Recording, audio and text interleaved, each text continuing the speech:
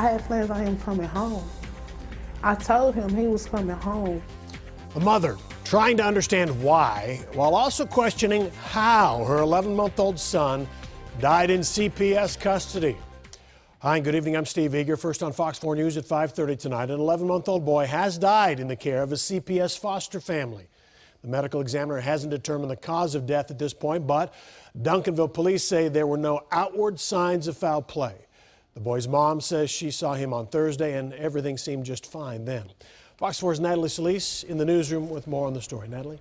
Well, Steve, this mom wants to know why her seemingly healthy baby boy suddenly died in someone else's care. She says it all happened while she was fighting to get him back. And I said, "Can you walk?" And I said, "Let's see, can you walk?" I put my baby down.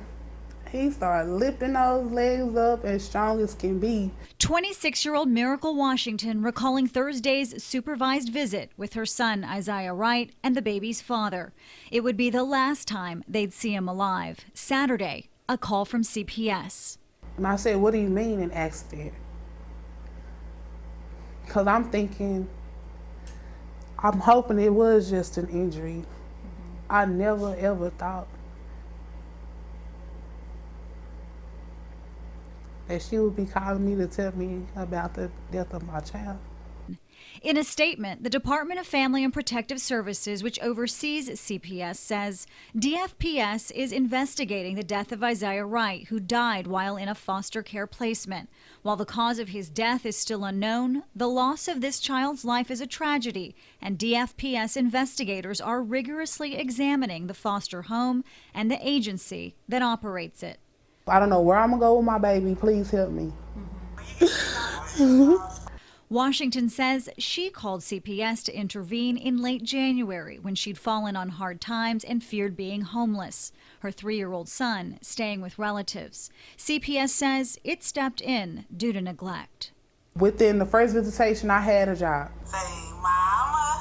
Washington says since Isaiah went into CPS care, she got a job and an apartment, never missed a weekly visitation, complied with all court-ordered requirements, and requested for her child to be returned. Washington says at the very least, Isaiah would have spent his final hours of his short life with her. And I felt as soon as my baby came back home, it was gonna be complete.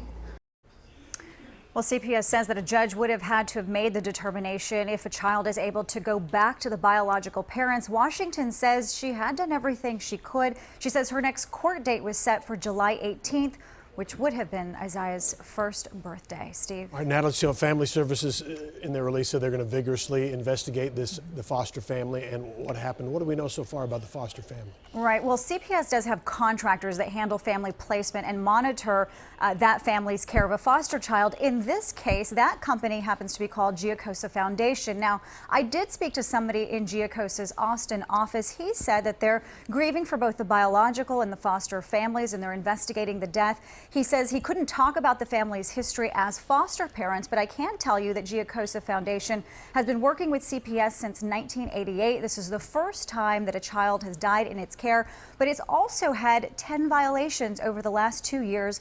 All were classified by CPS as medium to high risk level. Steve?